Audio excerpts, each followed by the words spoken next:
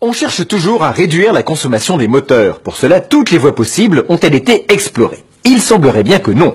Vous allez découvrir comment un moteur révolutionnaire, non polluant et ultra économique dort encore dans les cartons. C'est le moteur Stirling. Regardez.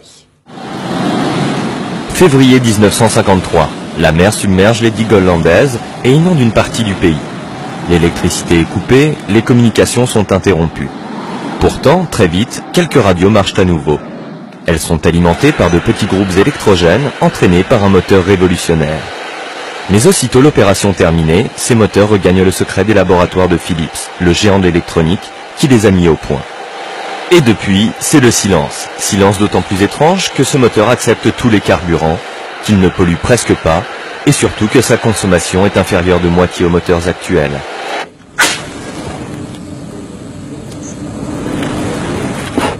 Alors, quel est ce moteur miracle? Il s'agit du moteur Stirling, ou moteur à air chaud.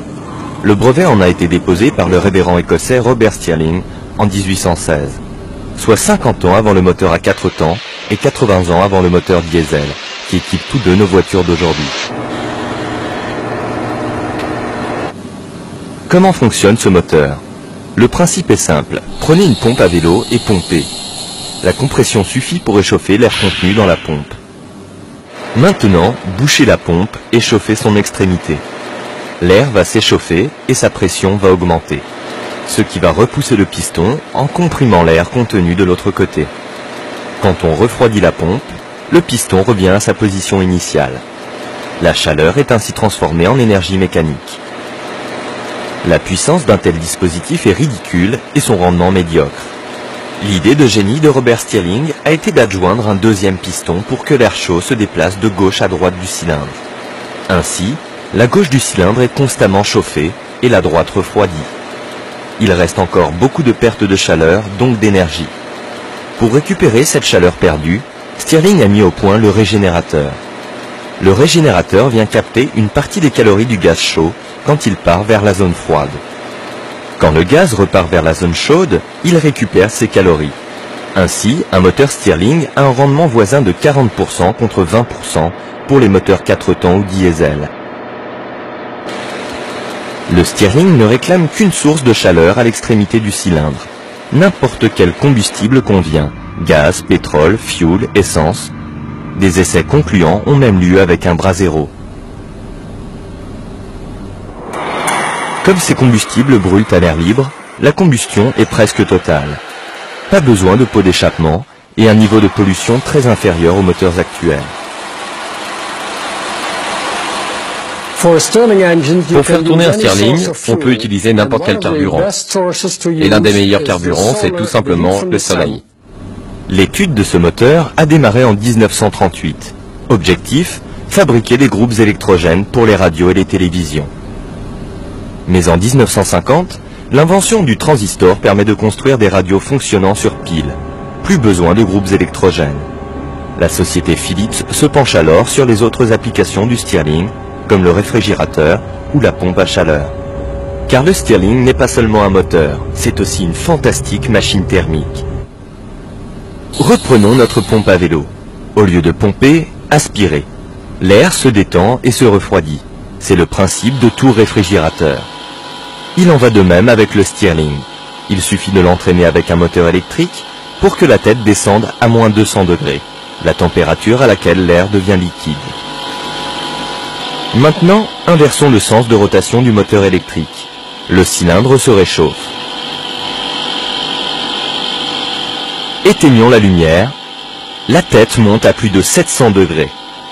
Quand on arrête le moteur électrique, le Stirling bien chaud redevient un moteur. La société Philips essaye aussi de vendre son savoir-faire à des constructeurs automobiles comme General Motors ou Ford.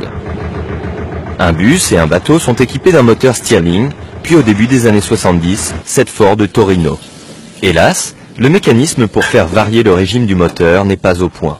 En 1975, le départ du PDG de Ford sonne le glas du projet. La seule application commerciale du Stirling par Philips restera une machine réfrigérante. Mais à la fin des années 70, la société Philips baisse les bras et abandonne le Stirling. Un groupe d'anciens ingénieurs de la firme fonde alors General Stirling Corporation aux États-Unis. Cette société et ses filiales commercialisent des Stirling réfrigérants et essayent de promouvoir le Stirling solaire.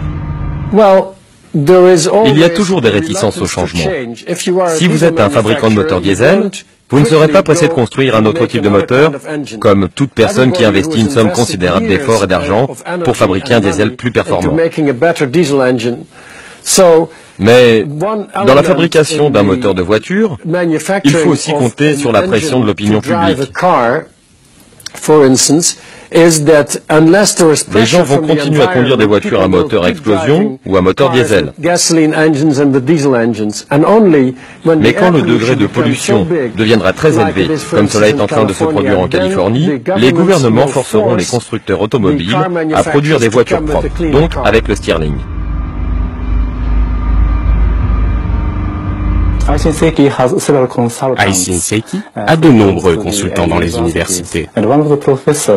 L'un d'entre eux nous a lancé sur la piste du Stirling parce que le moteur Stirling est le moteur idéal, avec le meilleur rendement. Depuis 1975, nous avons donc entamé une recherche sur le moteur Stirling. Aisin Seiki, une filiale de Toyota, est le plus grand sous-traitant automobile japonais. Après plus de 50 ans de développement, une société japonaise va-t-elle récolter le fruit d'une invention que l'industrie européenne et américaine n'a pas su mener à son terme? Une des raisons de l'inertie des constructeurs est que l'on a tellement investi dans le moteur à 4 temps et dans le moteur diesel que les constructeurs hésitent devant les coûts de développement d'un moteur concurrent, même si, sur le papier, le moteur Stirling surclasse tous ses rivaux.